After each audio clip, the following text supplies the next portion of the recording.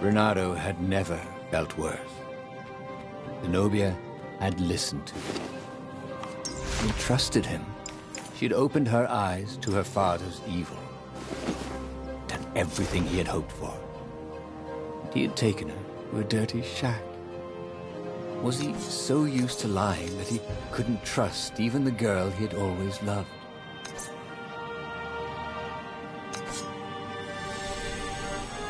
This sword from the frigid north was really useful for making popsicles and birdicles.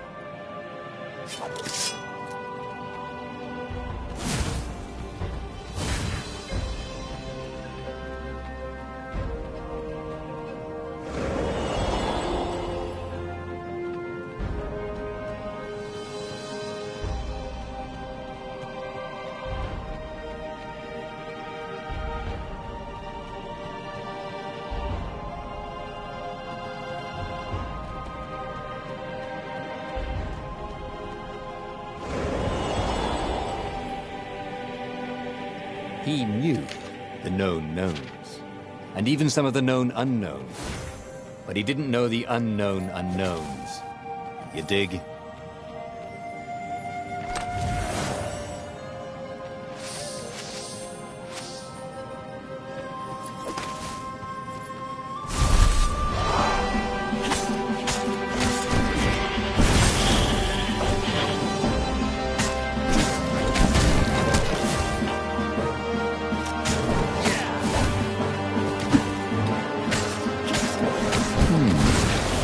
Where did that go to?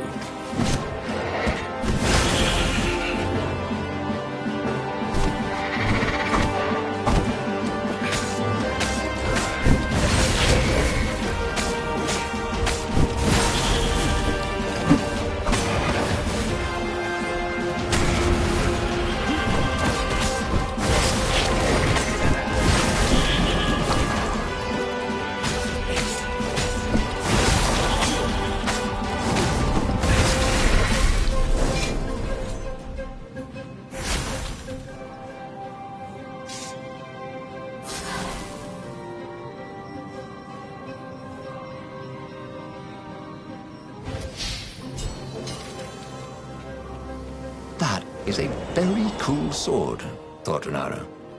No, seriously. He couldn't feel his paw anymore.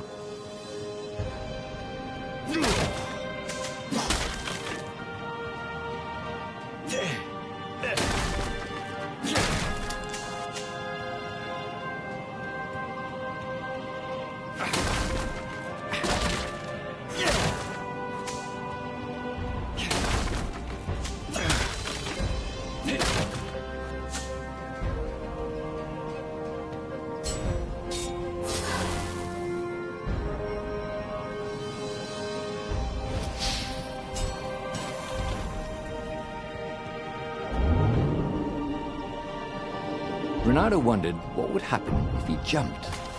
Would he be rescued by an emergency platform?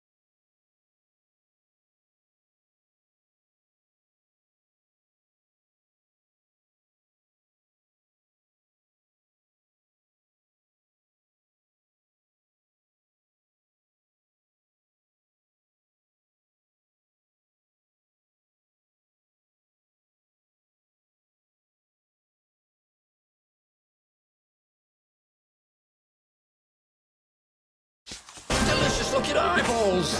Caught the lead, Raven. Thank you, I think, said Renato. It never hurt to be polite.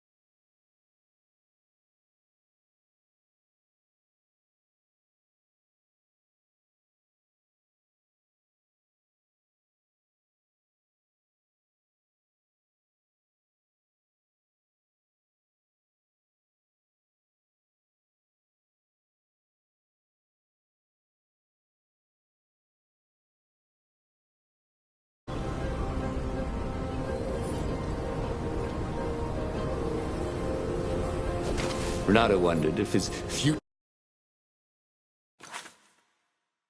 commissioned these poles.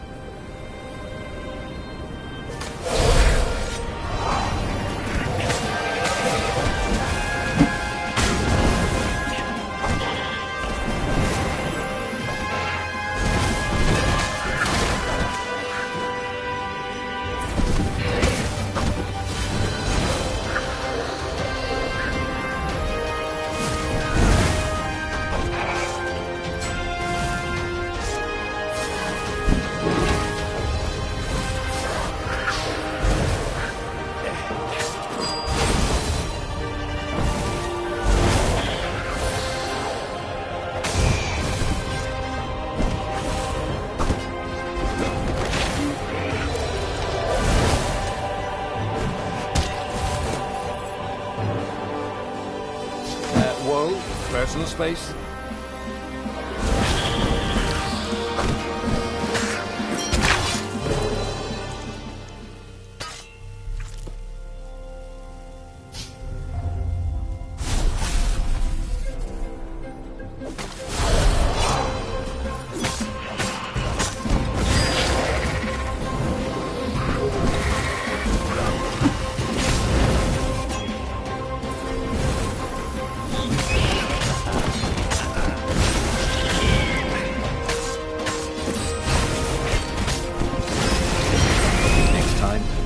Stay away from the other guy's sword, you know?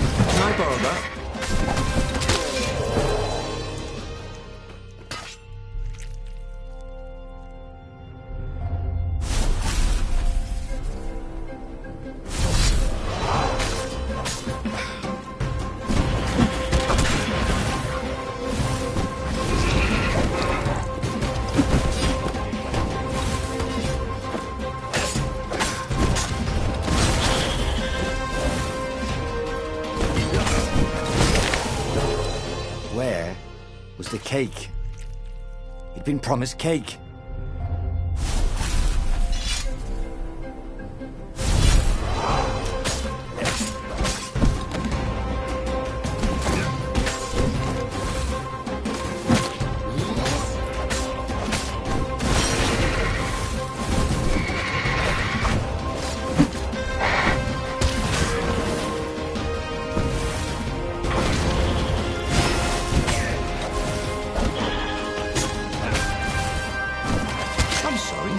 Was that your shield?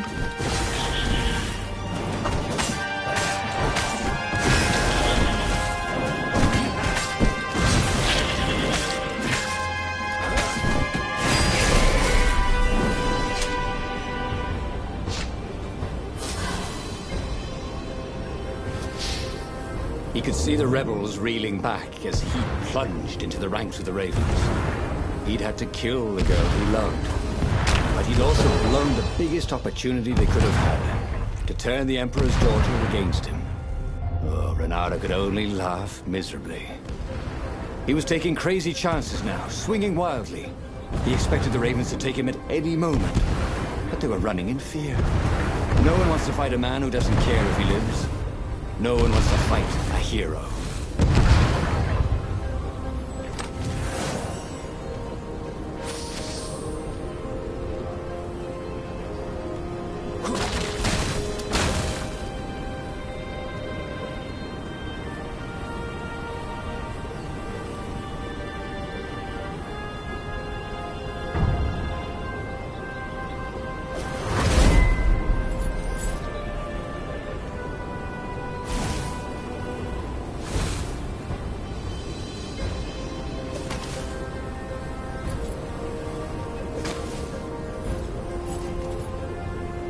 When Reynardo went to the china shop, for some reason the owner was always nervous.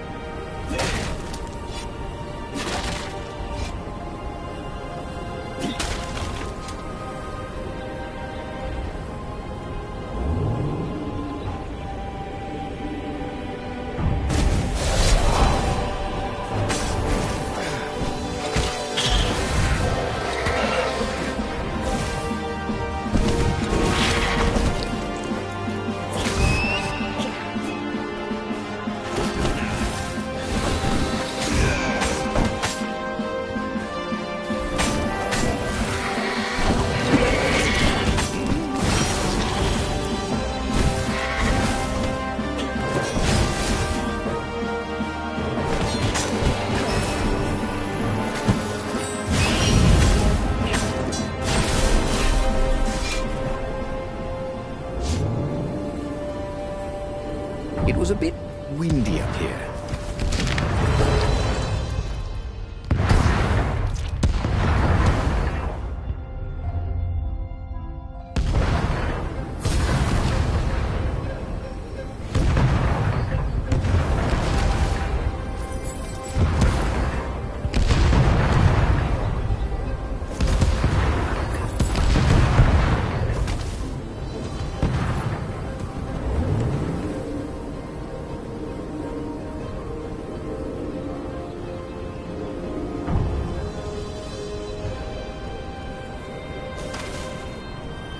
Soon he'd confront the Emperor.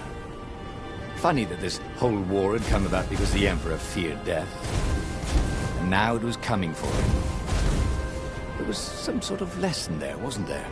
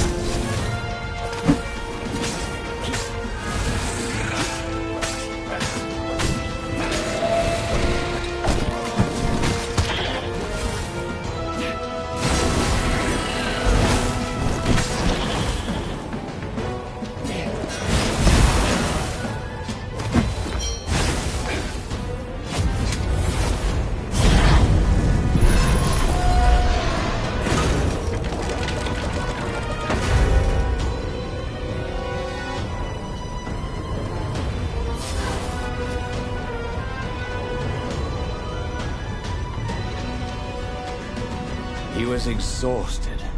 Could barely think. He wanted to stop thinking. The rebels were already finished, and he was the last. The Ravens were coming for him personally now, in waves. It didn't matter. He was slick with his own blood. But it didn't matter. In the distance, he could see her, embraced by a halo of light, holding her hand out to him. Had she forgiven him? Would she take him to the halls of the Valiant?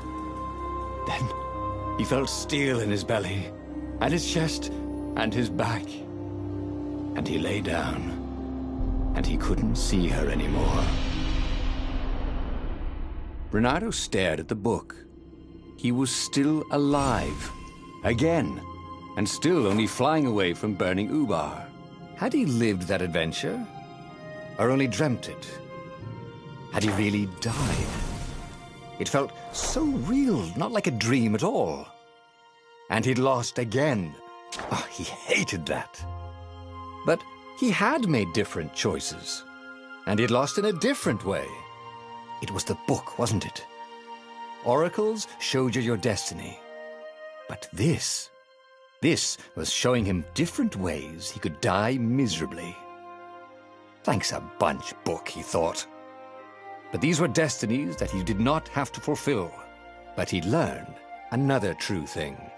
Zenobia still had feelings for him.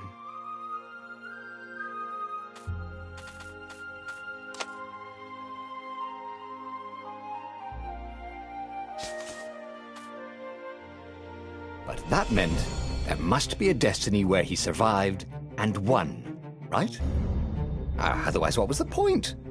And with that, the book's pages fluttered back once more to the beginning, and the clouds parted over the Isles of Boreas. It was time to choose. The rebellion was in trouble. Ravens were scouting for the secret rebel base. They needed a game changer. Pieces of the Sky Ripper had surfaced. Bernardo knew that using it could go catastrophically wrong. But he was sure he could figure out how to use it safely. Also, a temple had risen out of empty desert. The Emperor had brought the Sky Ripper pieces up out of ancient burial by his obscene rituals. Could this be where the Iblis Stone was hidden? Someone better get it before he does, thought Bernardo. On the other hand, his old friend Lapino needed rescuing. Lapino was no game changer, but could Bernardo really leave an old friend to the Ravens?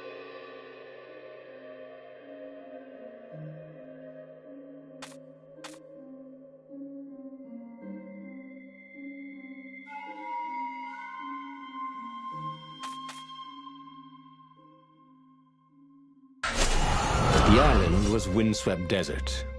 No one went there except ostriches and ostrich hunters. The Iblis Stone. It sounded ominous.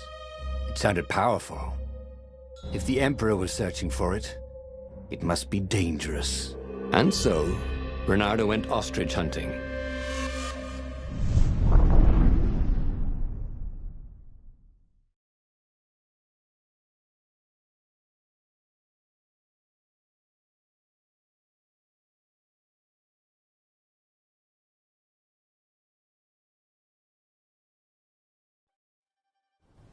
Every child could sing verses about the Sky Ripper, but ancient codices held hints of other things. A stone that ate souls, a ruby that drank blood, a jewel only a righteous man could give away. Were all these things the Iblis Stone? Long hidden in a buried temple? Another ancient item that was only resurfacing now? Drawn up from the deeps by the Emperor's horrific rituals?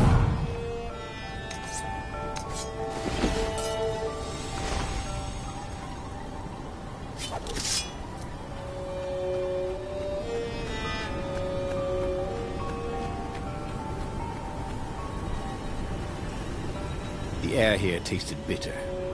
The steps were too tall for a person. The entire place felt restless, like it had been vexed to nightmare under the dust, waiting for its hour to come around at last.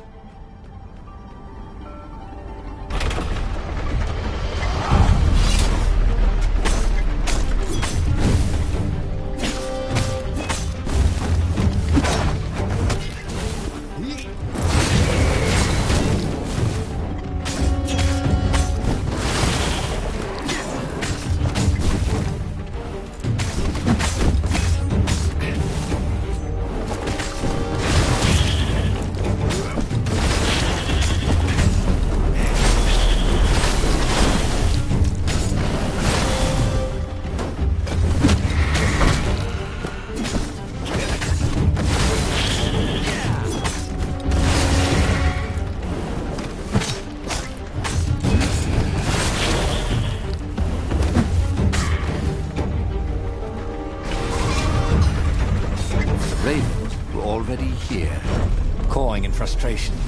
They were still searching for a way in. Good. Then he hadn't come too late.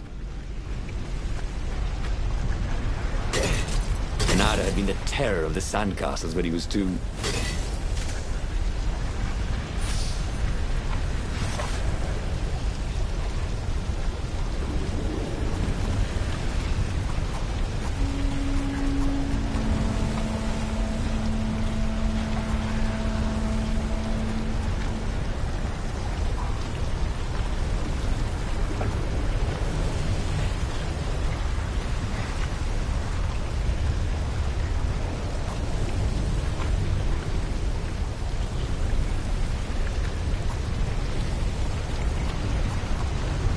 That would come in handy in a pinch.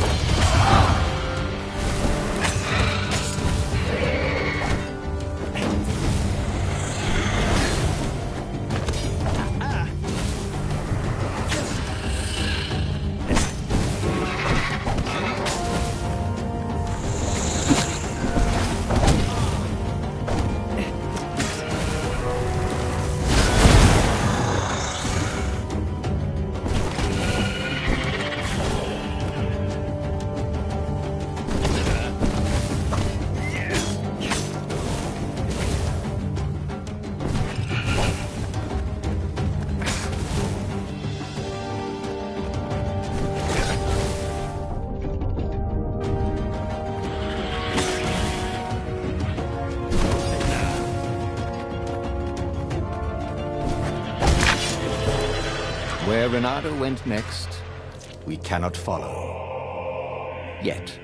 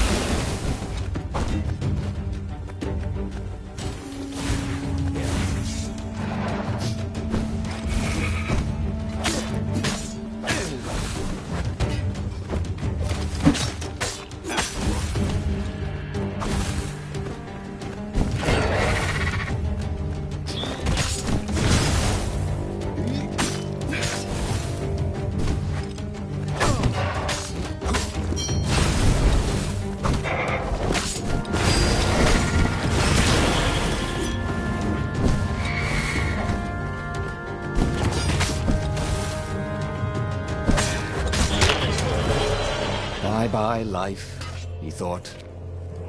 Hello, emptiness.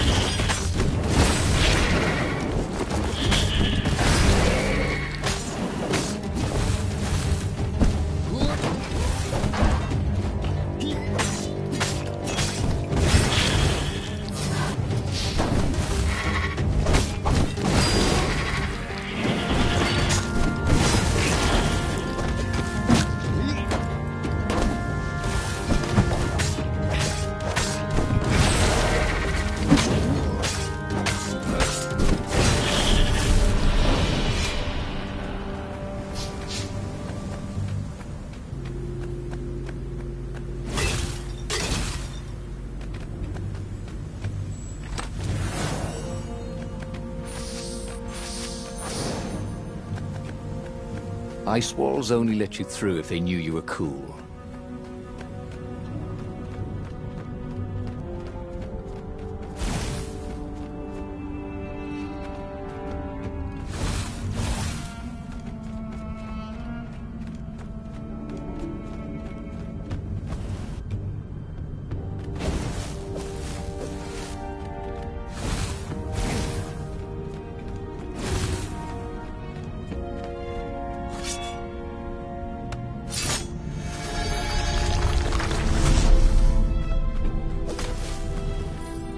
Once you try it, you're hooked.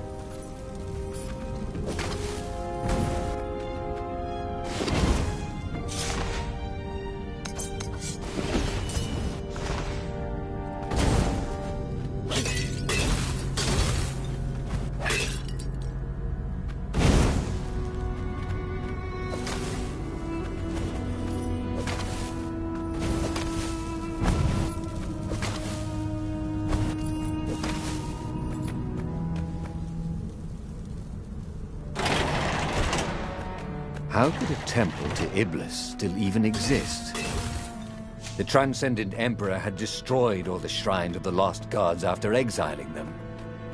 Had it been buried in that long-ago battle? Or had Iblis foreseen his fate and hidden it from his enemy?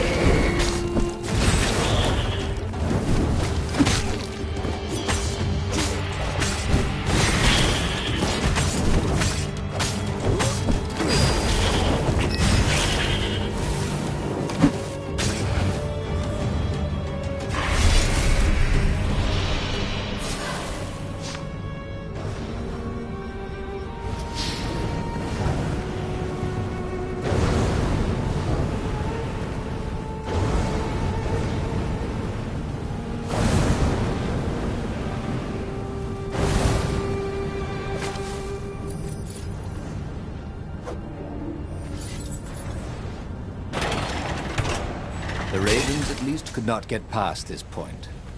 Obviously, the temple builders knew how to deal with Tomb Raiders.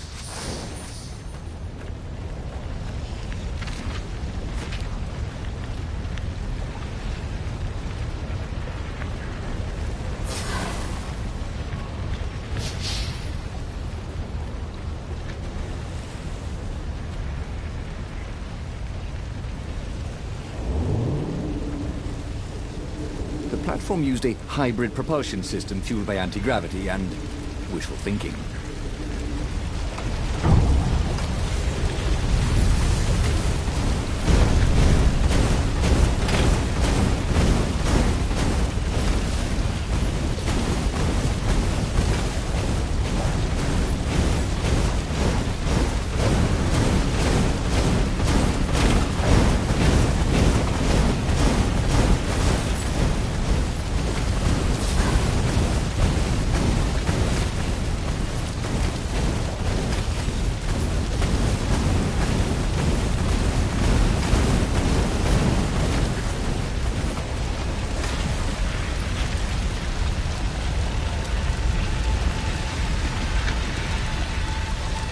It was a stone of the purest blackness.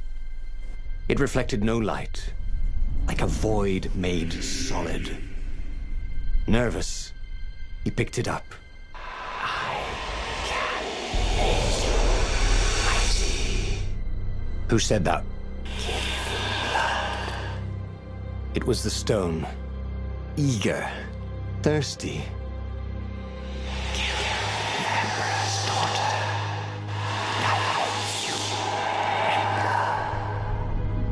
That seemed tempting and terribly wrong.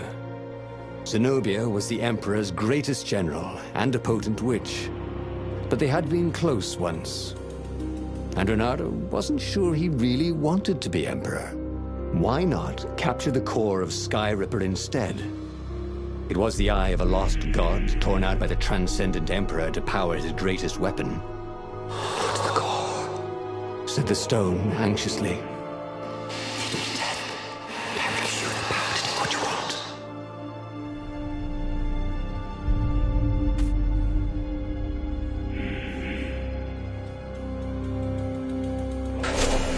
The stone bothered him. He hated being told what to do.